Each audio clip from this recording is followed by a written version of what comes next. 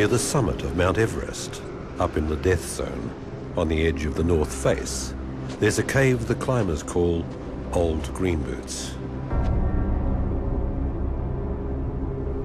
Climbing towards the summit, some mountaineers like to stop and pay their respects to the Indian climber who lies preserved in the ice exactly where he perished 10 years ago, with his green boots marking his grave.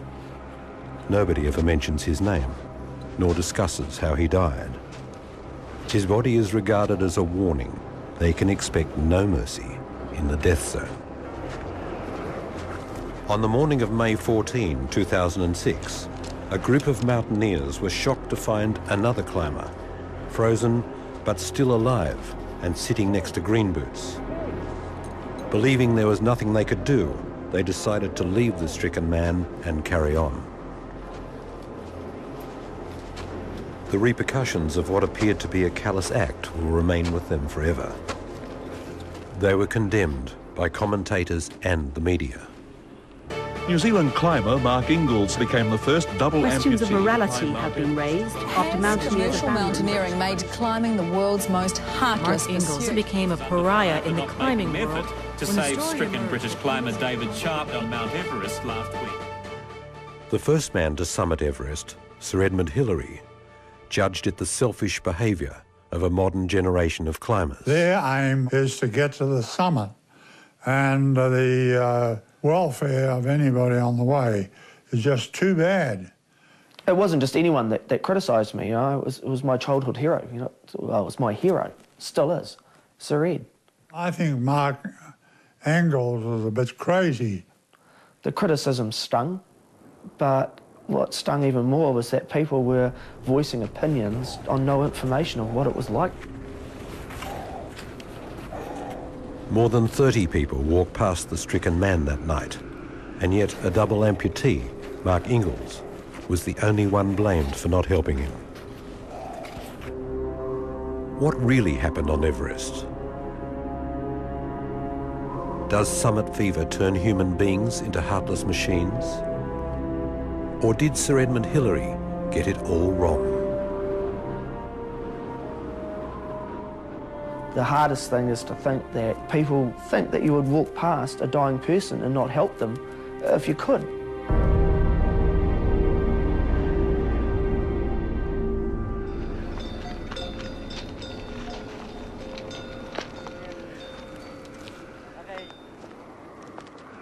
The 2006 season was shaping up to be one of the best on record.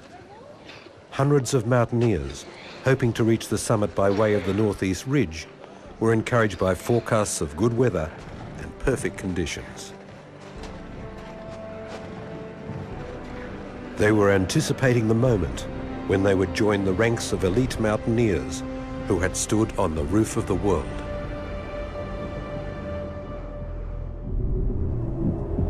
An assault on Everest begins with acclimatization to the lack of oxygen. The climbers establish a series of camps in stages to the summit. The final push takes them into the death zone, an environment so hostile the body, starved of oxygen, starts to eat itself. The lungs and brain swell, and exposed flesh can instantly freeze. Why Everest? Well, it's the pinnacle, really. It's the highest. And if you can stand on top of that hill, then the amount of power that it can give you for the rest of your life is just, you know, if you can do that, then, geez, you can do anything. Mark Ingalls was one of a team of 4 New Zealanders who would attempt to match the achievement of Sir Edmund and stand on the summit of Everest. Mark Woodward, or Woody, had already summited Everest twice. On this expedition, he was responsible for leading the team to the summit. Mountaineering challenges you mentally, it challenges you physically. It's almost getting down to the core of what living is about. You cut away all the extra stuff in life and it's just you and survival, testing your skills against Mother Nature. It's also a spiritual thing too. You know, when you are up high on a mountain like that, you feel like you're up there with the gods. Mark Ingall's legs were designed and built by Wayne Alexander, or Cowboy, who was also attempting Everest for the first time. On a personal level, I guess you're looking for a place where you can perhaps find or confront fear. I think any time you take on nature, you're exposing yourself to things beyond your control. That's the beauty of it, you know. It does make you feel a part of something that's hard to get any other way. Mountaineering is a very, very selfish thing to do, and I wanted Everest to be more than just me climbing it. And so what I wanted to do was to raise money for the Cambodia Trust, a group who I work with in Cambodia with the landmine, the polio victims, 100,000 amputees or more. What we did was we raised almost $80,000. $80,000 buys an awful lot of legs. Mark Fetu had been to the summit of Everest 4 times and shared a special bond with Ingalls. We've both sustained frostbite through climbing. Stumpy and Gimpy sort of came from somewhere between Ingalls and myself. I can't quite remember where that came from, but yeah, he's Stumpy, I'm Gimpy.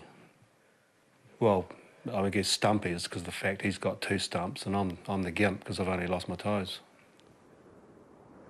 Fetu was working as a cameraman for Russell Bryce, who operates one of the biggest and most expensive expedition companies on Everest. People come here to Everest and they spend a huge amount of time, money and effort to be here, and they often throw caution to the wind. And it's partly my job to try and keep these people cautious so they don't make false judgments. There's a lot of debate on how much you pay when you go to Everest. You know, some people pay very little. I think the minimum you can pay is about $8,500 US. And then, you know, Russell's one of the most expensive. You know, it cost me $50,000 US. One of those who opted not to spend his money with Russell Bryce was Englishman David Sharp. He chose a budget expedition with Asian Trekking, who provided little more than the necessary permit for his 3rd attempt on Everest. Sharp's friend, Jamie McGuinness, had been with him on the mountain before. David just wanted to book with anybody who would take him. Asian Trekking had a mix of people who wanted to climb independently. He didn't care what he was getting. All he needed was food at base camp, ABC, the yaks up, the gear up, and then the opportunity to climb by himself. Critically, he didn't have a radio. A lot of people actually like to climb the mountain themselves without any Sherpa support or any technology. And I actually support that. I think it's still great to see. However, things do go wrong, and what happened to David Sharp happens every year, every season on Everest. Many of the people who climb Everest, you can call them commercial mountaineers in that they climb with groups. David was a real mountaineer. Sharp had already made an impression with a stylish ascent of the world's 6th highest mountain, Choi Yu. He was capable of climbing Everest, no doubt. But once you know that you can do it, you've just actually got to do it. The main issue that we discussed was oxygen. He really hoped to climb Everest without oxygen. Climbing without extra bottled oxygen is extremely dangerous. Everybody knows that.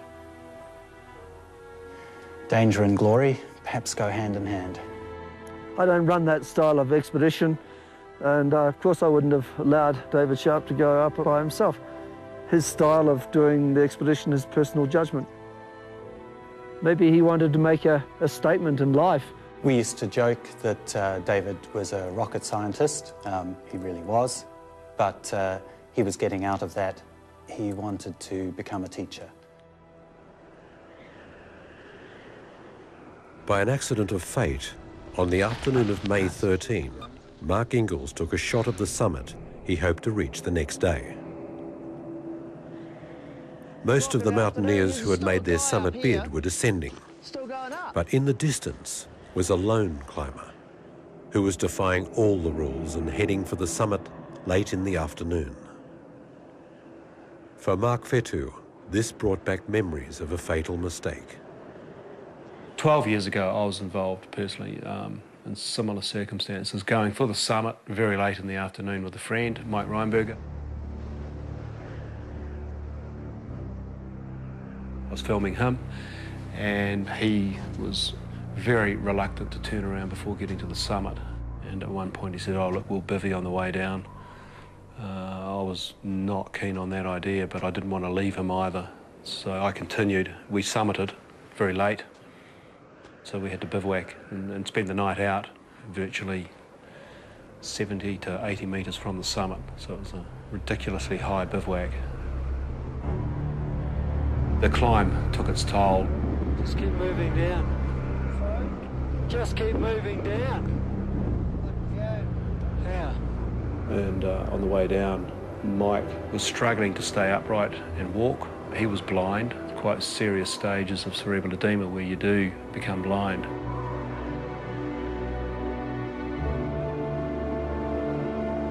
I had to leave Mike.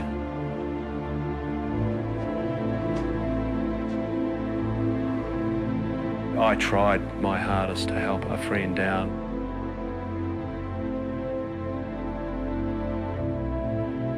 Through that I lost all my toes, and I think I'm pretty lucky to be still alive.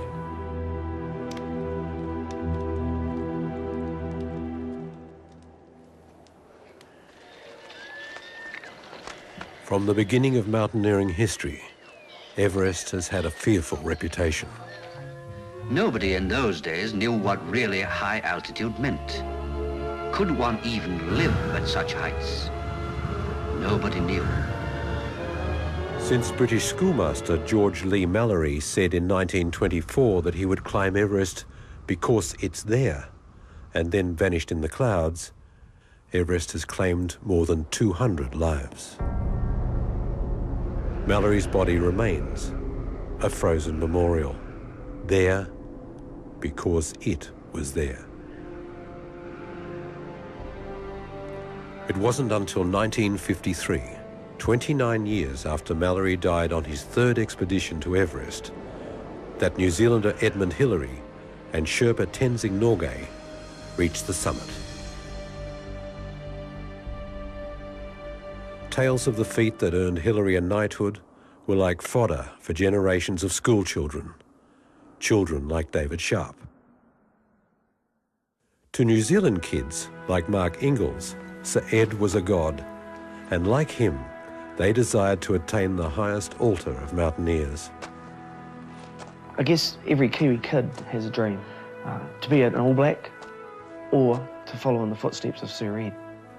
I was never going to be an All Black, you know, I was a scrawny little runt, you know, but, you know, that made for a good climber, you know, it meant that I could follow in the footsteps of Sir Ed.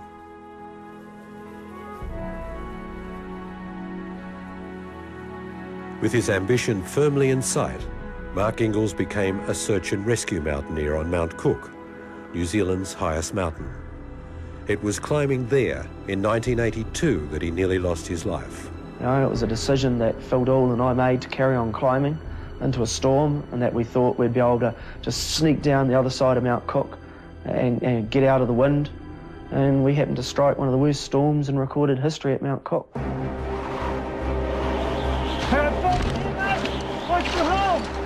We just stuck into this wee cave near the summit to get out of the wind, and the wind just didn't stop. The wind didn't stop for 13 and a half days.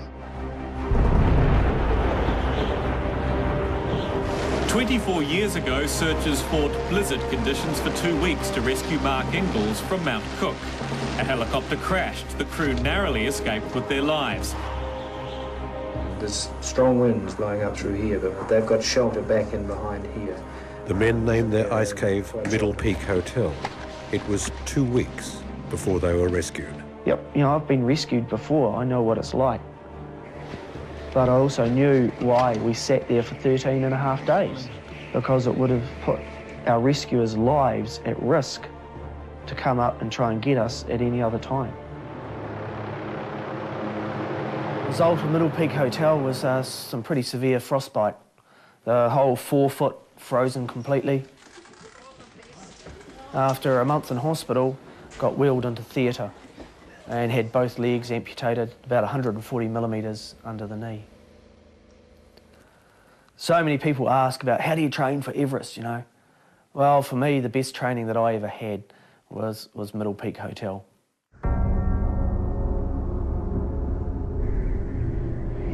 After weeks of acclimatization, the team are preparing for the assault on the summit. They will leave Camp 4 and spend at least 12 hours in the death zone, battling the blind forces of nature in their attempt to reach the summit and return. The northeast ridge route is divided into 3 waypoints: first step, second step, third step, and then the summit. On the route to the first step, they will also pass Green Boots Cave.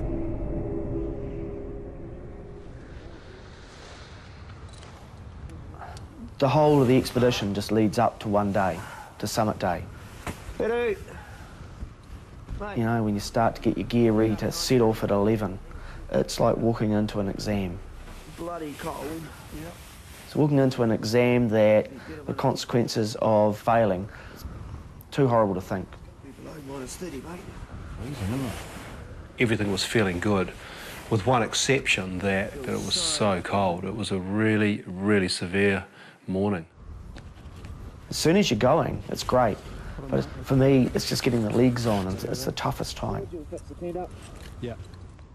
Our intention was actually to leave at about 1 o'clock in the morning, but we brought that forward by 2 hours. We're away from our Camp 4 at about 20 past 11. You should be ahead of the other teams on the road, huh? Yeah, Russell, we're setting off pretty soon. I had a quick chat with Russell on the radio just to let him know that we were going. In fact, he was saying, come on, you should be going. He wanted us out of there by 11. How's Mark doing? How's Ingles doing up there? He's out of here. Monitoring the expedition's every move, Russell Bryce maintains radio contact from Camp 2, over 1,000 metres below. He's your extra ears, he's your extra eyes, he's the touchstone, really. The first of Russell's team to leave that night was Max Chaya, on his quest to become the first person from Lebanon to stand on the summit. Good luck. Max was right out in front. He'd taken off, and he had about a 20-minute lead on us. Okay, cowboy, you ready? Jersey. We got ahead of the pack. We were all pretty much moving together as a group.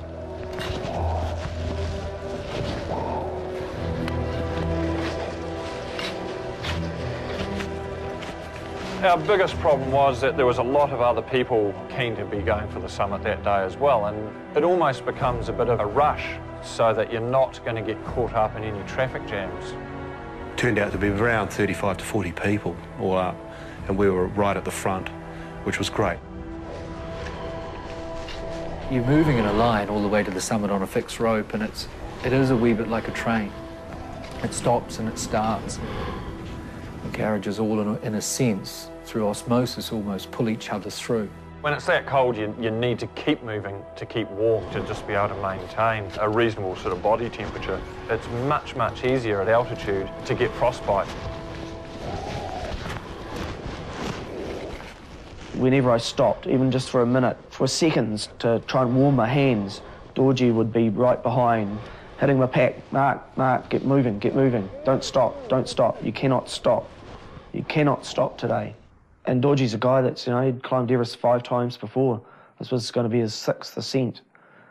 I saw the nervousness in Dorji. I saw the nervousness in Fetu about the conditions that day.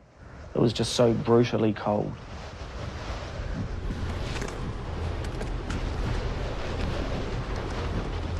Well, the lead up to Green Boots Cave is very exposed. You go up what's known as the exit gullies out of Camp 4, and it's relatively steep, angled snow climbing in the dark, up fixed rope, and that leads you to the summit ridge. And then you go into a series of ledges that you must traverse. And this is on the summit ridge at 8,500 metres. And you have what's known as the Kanchung face on your left, and that drops 2,000 or 3,000 metres at a fairly extreme angle down to the glacier.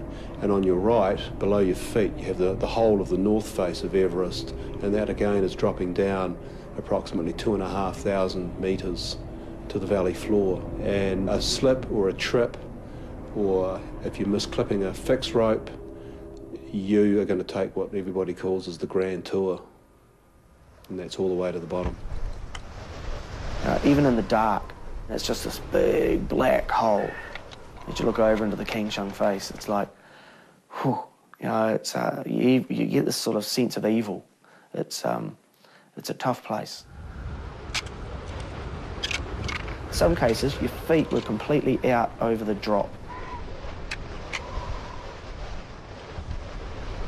I mean, I'd worked out a plan that even if both legs broke, you know, I could still walk on my knees, you know? But then you start going around some of those traverses, especially into the bottom of the second step, and if you can't walk, there would be no way you could ever get around those. No way on your knees. You could never carry someone around there.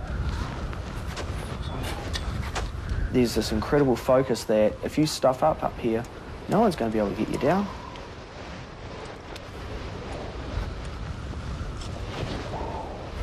One of the harder sides of Summit Day is that you do encounter dead people. There are bodies up there that can't be moved or removed because of the nature of the terrain. It's very steep. It's horrendously exposed. So there are bodies that you occasionally have to either climb over or try to climb or walk around. In my first time in summiting in 04, we walked past 6 dead bodies. I mean, it was a shocker.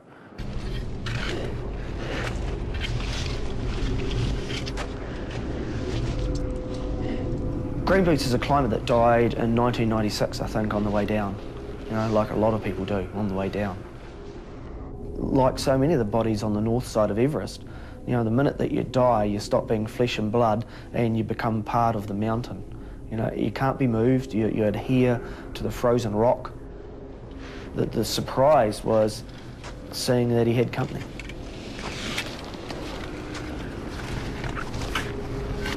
Come here. I felt desperately sorry for whoever it was in there. You know, the level of frostbite was tragic. And then the first thing that came to mind was you were the guy I saw yesterday afternoon high on the summit slope.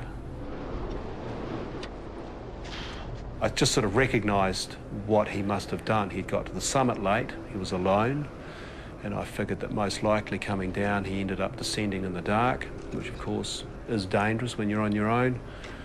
It's possible that his headlamp batteries had died, and so he stopped up for the night. He found this cave and he crawled in there, and I thought that was a pretty sensible thing to do, considering the circumstances. But it was so cold that I then realised, you know, I mean, he was still alive, he was breathing. I could see breath coming out through the front of his jacket. I guess he was waiting to be able to see the way back down to Camp 4. Unfortunately for him, it was the coldest night of the season. Hey, get moving. It's late, it's all the way back to Camp 4. But I yelled at him and said, look, get going. I literally said, get a move on, mate. There's all these headlamp lights all the way back down to camp, and it would be very easy to follow them down without getting lost. I realised that, well, we don't know who he is. He certainly looked more dead than alive. And my primary responsibility is to the clients and the people that are with me. This is also 1 o'clock in the morning. If any rescue was to have happened, it wouldn't have happened till daytime. It's a horrible thing to have to just walk past, but that's the reality of it. And this was a big shock to Cowboy. He'd never seen, you know, dead bodies and or somebody in this sort of a predicament. Coming across someone stricken, no, incredibly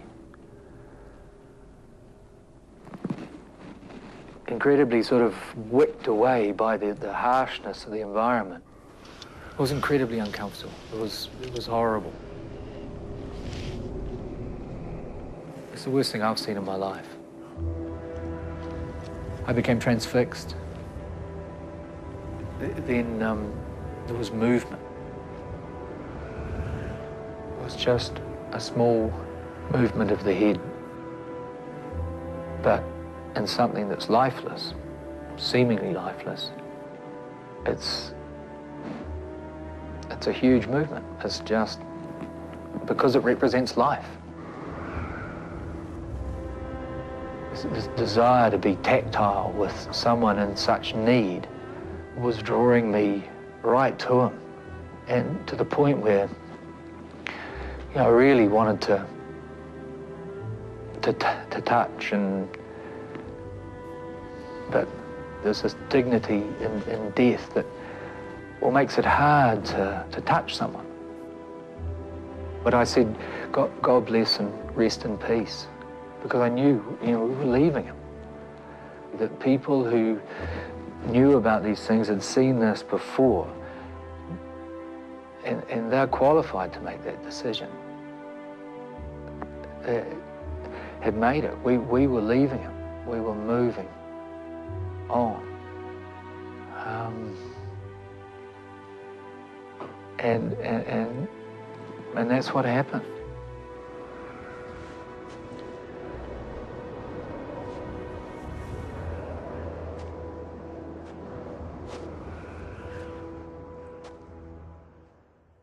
It's a hard thing to explain, and it's not an easy decision to make to have to go past somebody like that, but that's what it takes. You know, that's the hard calls that you sometimes have to make in mountaineering. If you're going to have an accident up there, you need to be walking, you need to be conscious to be rescued. The only rule really is to climb and keep climbing. Don't stop climbing. Climbing up, climbing down, just keep climbing. To have suddenly stopped and abandoned everything, that decision wasn't really up to me. That would be Russell. I would have had to have, you know, really got more communication going with Russell to sort of say, hey, you know, should we try and help this guy? I think I heard some radio traffic. Yeah, copy, North Cole. There's another body in Greenboots Cave. As we travelled on, I made a call to Russell on the radio. Well, people are telling me that Woody sent me a message from Green Boots, and lots of people tell me that they sent lots of radio calls to me. I monitor every radio conversation I have. I make a bullet point in a diary and make a time note. So, of course, if someone was going to say that they'd seen somebody or seen a problem at that stage, I would have noticed that, and I certainly never ever received any record of that. The log shows a radio transmission from there back to North Cole anyway. I think Perber made a call, and about 1 a.m. I don't have a record of that, and I don't understand what Cowboy was on about. He talked to me about conversations that he had that I never ever had. You sit everyone down that was there that day, and you'll get an equal number of different stories. From my memory, I used the radio. I got a reply to move on. There's nothing that I could do to help. Now, I'm not sure whether it was from Russell or from someone else, or whether, you know, it's just hypoxia and it's in your mind. At Mushroom Rock, we certainly made another transmission to Russell, which he received.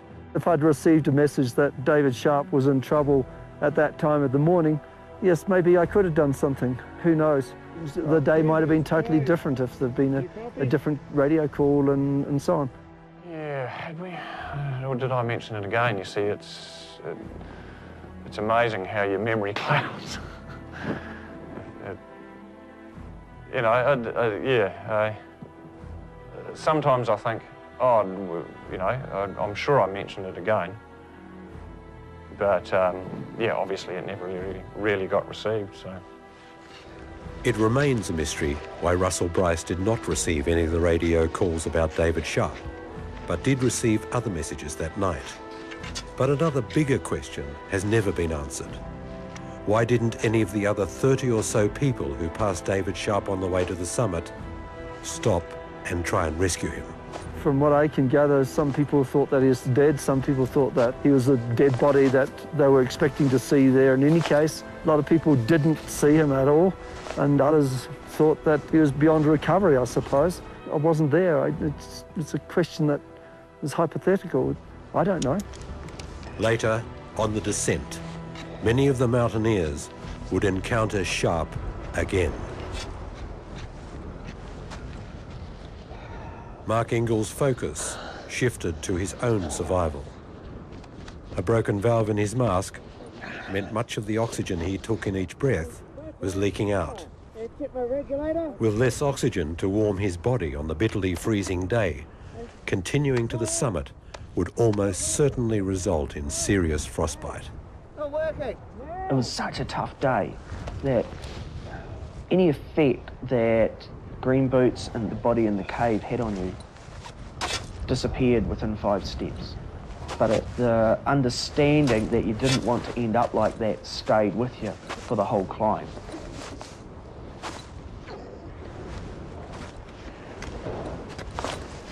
We carry on across round this big traverse into the base of this famous part of the route. Is this ladder bolted up and held in place to get over what's really considered to be an almost impossible section of rock to try to climb at that altitude.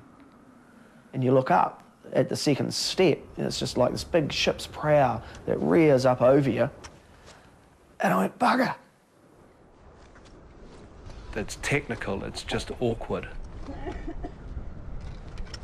The fact that Mark's got these legs on, it was really awkward for him. Oh, no. Go. Your hands up higher, mate. Gotta get you over that. Hey, what's that, Fido? Get your hands up higher, mate. Okay. I think he just had that real heavy heart that he was holding everybody up. So I think he was starting to get really angry. Bugger it! Oh, Mark, you'll get it. Okay, nice and tight. Yeah, come here, come here, come here. And that's what worked. He got angry and he managed to figure it out and got it on the 3rd attempt. Yes. Run. As you're climbing the ladder and you step right out, and there is absolutely nothing under your feet. You're looking straight down, 2,500, 3,000 metres straight down the north face of Everest. The consequences of falling off the ladder just don't bear thinking about. There've been a lot of people that have died around there. In fact, what they call it Rainbow Valley. There's the slopes down beneath the second step because you can see the different coloured down from all the bodies, the people that have fallen from there.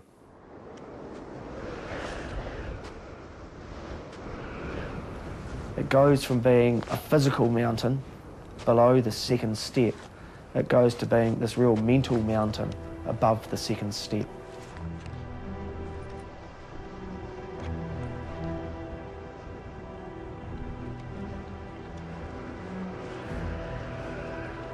It's just so slow, you're only 100 metres vertical from the summit of Everest, but it's going to take you a couple of hours.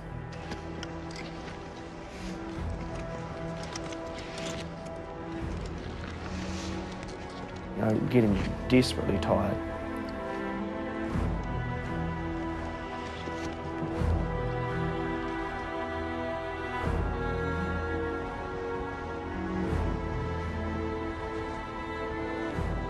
It's daylight now. You're still looking down at your feet, but it's not the big black hole anymore. It's all the way down to the wrong book, It's all the way down the north face.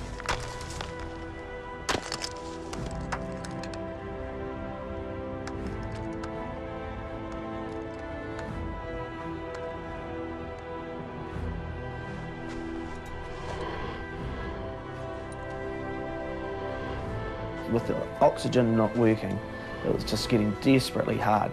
And I just stood to one side and let the guys go past.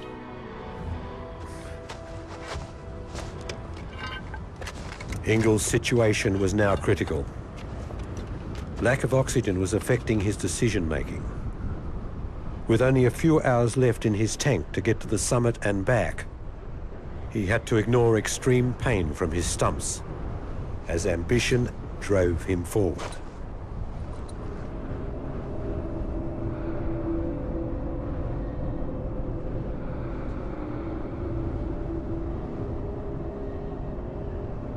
The anomaly of that particular night, I set my altimeter at Camp 4 to 8,200 metres where our camp is, and when I checked it on the summit it was reading 9,000 metres. So what was actually happening is we're having what's called an atmospheric low, where the mountain was actually sticking out of the atmosphere, so space had come down to meet us, and that's why it was so horrendously cold.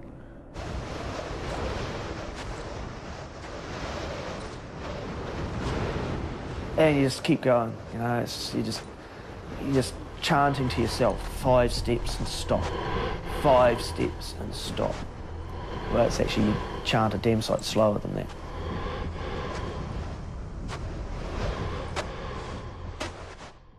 And then all of a sudden, there's absolutely nothing in front of you. You know, how do you know you're on the top of the world? You don't have this revelation of a summit. There's just nothing in front of you.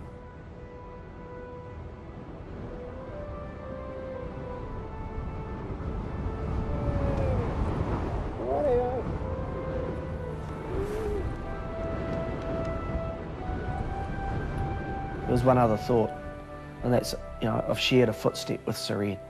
Only one, you know, but it's the right one. There was one right on the very top. He came up from the south, I came up from the north. It's just that one footstep that counts. Yeah, it was a very sober happy. It wasn't an intoxicating happy, it was a very sober happy. There's a sense of pride, and you know, there were 4 of us there on the summit that day. You know, there was 3 marks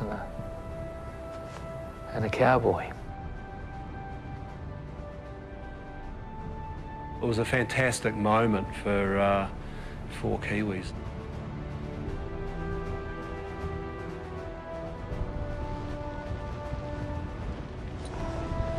With most of his oxygen depleted and his fingers frostbitten, the critical challenge now was descent. And it's during the descent that most of the fatal mistakes occur. For me, especially, climbing down's much, much harder than climbing up. And as soon as I started moving down, I knew this was going to be a very long day. You could feel that you were doing a bit of damage.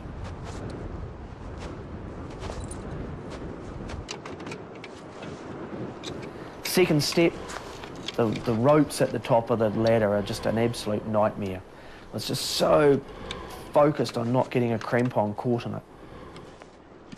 And you get a crampon caught in it, you just fall over backwards, you know.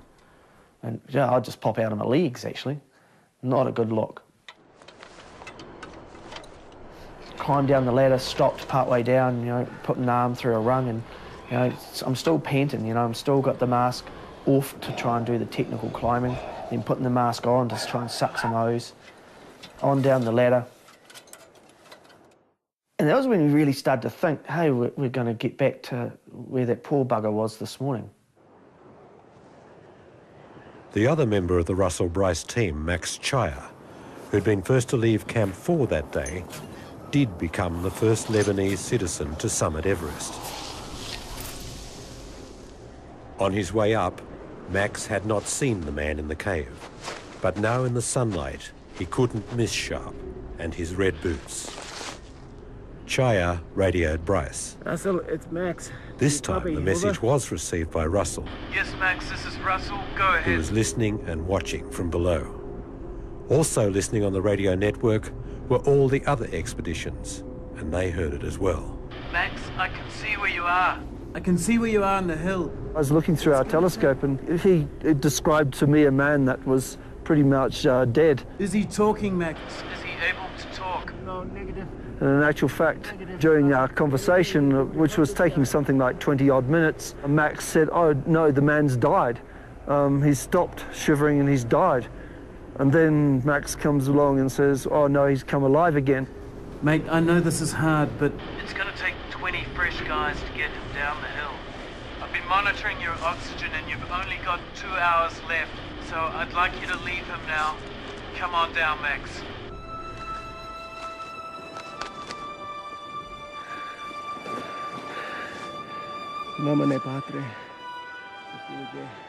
I couldn't see any help readily available on the entire mountain. I had heard Russell talking to Max and insisting that Max keep going. When I got to the cave where Dave Sharp was, to me he hadn't moved. And this is now probably 9 hours later, and it was obvious that he was almost dead. It was just excruciating to watch. To be in that position, to be that vulnerable and helpless, and not have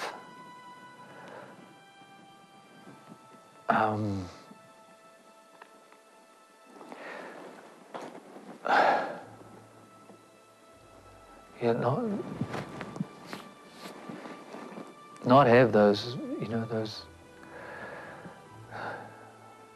not have much of a grip on your life left, much of a grip at all, apart from being almost, I'm not sure, the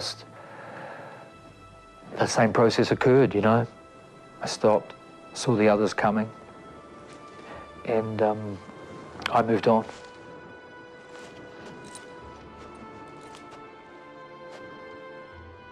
And that's, I guess, my regret, is that I didn't touch him. Just to make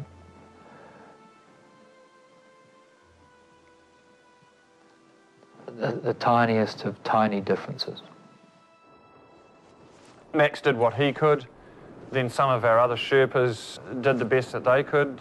They moved him out into the sun, out of this alcove. They found some spare oxygen. Then David did respond. Well, Paul Batashi is probably the strongest Sherpa on the mountain at the moment, and he is with another Sherpa from the Turkish team. And Paul Batashi did try to help David Sharp, and it took him about 25 minutes to move 4 steps before they put him down again. So here's 2 extremely strong Sherpas going, there's no way we can rescue this man. For a moment, the stricken man recovered enough to talk. In his dying words, he told a Sherpa his name was David Sharp, and he was with Asian Trekking.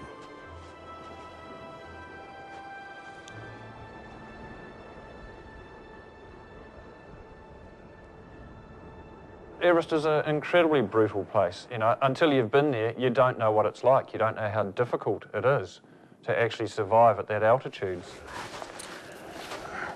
Ingalls was now suffering severe frostbite, and the descent was becoming a nightmare. On his damaged stumps, he was finding it increasingly difficult to walk. I was having to stop and lift one leg up. I like to call it the seagull walk. Just take the pressure off. And put that leg down and lift up the other leg, take the pressure off. And so that's when the boys came up with the toboggan. And it's like, away you go.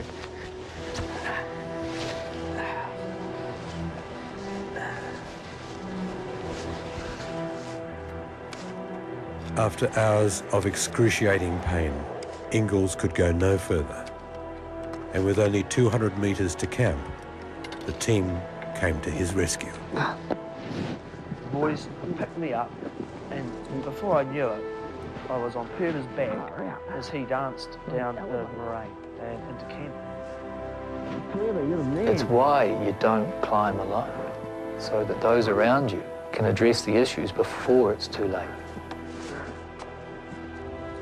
When I got down, I just knew which had been the significant thing for me that day. It wasn't about summiting or anything like that. It was about what I'd encountered and shared in an incredibly limited way with another human. And whether and how I felt about that was consuming me, It was actually while we were sitting there waiting at ABC that we found out that the guy up on the mountain in Green Boots Cave had died. Russell had actually had to go out and find out who it was. No one knew about David Sharp until he was dead. Even the people on his expedition. They didn't know about him until he was actually dead. Ingalls returned to New Zealand a hero. Good to be home. Bloody good to be home. But as news of Sharp's death emerged, his high public profile saw many turn against him. Has commercial mountaineering made climbing the world's most heartless pursuit. Today, Mark Ingalls was heavily criticised for not saving a dying British climber. That was the start of several very long months. In hospital, the fingers, they're starting to blacken up and demarcate. I knew I'd be losing the tips of them. The stumps, that was the big surprise, really. I'd put the bones right through the ends of the stumps. Yeah, underneath this thing here, it's all open. It's all open. Over that 2 months in hospital, went through several operations, but effectively just had 3 centimetres cut off each of the ends of the stumps. It's just been shortened, so I won't have the leverage. So I'll go for, I'll go for a shorter leg. Shorter, shorter. But while Ingalls' medical issues were being treated, he received another shock. We got a phone call, terrible news. And they said, Sir Ed's criticised you. Sir Edmund Hillary's come out in the media and has, criticised your expedition. I think Mark Ingalls was a bit crazy. He put in a great battle to reach the summit. But I don't approve of the fact that he just rang up base camp and said, well, the fella up here, what do I do about it? And the head of the expedition said, oh, he's been there long enough now, he'll be dead, so don't worry about it. I mean, that attitude is, to me, is pathetic. He was a human being, and we would regard it as our duty to get him back to safety.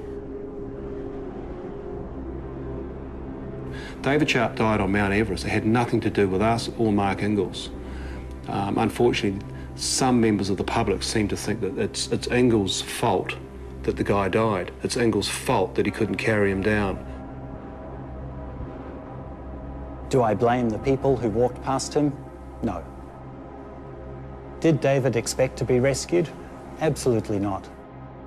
He was clear to me that he understood the risks. He did not want to endanger anyone else. I guess another sort of twisted irony of the whole situation is that then a week later, the Australian Lincoln Hall survives the night up there and is brought down. But the major difference is he could walk. He was communicating. He was away with the fairies and had frostbite, but it still took 15-odd Sherpas, lots of oxygen, and 20-odd hours to get him back down. But he could move. And the night that he spent out was certainly not as cold as the night that we had when we summited. In terms of, this is down the barrel, right? In terms of David Sharp dying, one group have not really been represented here, and it's the agents that took the man's money and let him go to Everest. We've got websites that are scathing about Bryce in terms of David Sharp. And yet, what about Asian Trekking? They took the man's money. They said, yep, you can go to Everest. Ask them about their rescue infrastructure. They've got Sherpas. I mean, God, there's Sherpas own the company. Of the fatalities and of the rescues that we've carried out over the years, Asian Trekking have been the majority, have caused the majority of these. So that's their style of running an expedition, and they obviously get clients to do that.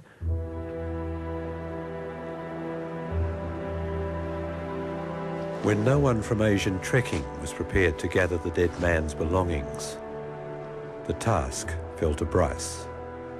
David Sharp's parents have been very understanding about the whole situation, and I've been very open to them about everything I've happened and how it happened and so on. So they've been quite understanding and, in actual fact, quite annoyed with the attention that the media have put onto this because they felt that their son was a climber, and it was unfortunate that he died as a climber. Now, we can't sort of create barriers or walls of cotton wool where we can all go there safely and come home alive. People don't find that challenging enough. Individual people want things to be harder for them because they have a greater sense of achievement when they've attained their goal. I mean, it's a controversial issue and it'll always remain so. But as I say, those are the cold, hard facts of life at 8,000 metres. You're in the death zone. Shit goes wrong. People die. It's a graveyard up there, and it's really difficult to be able to do anything about it.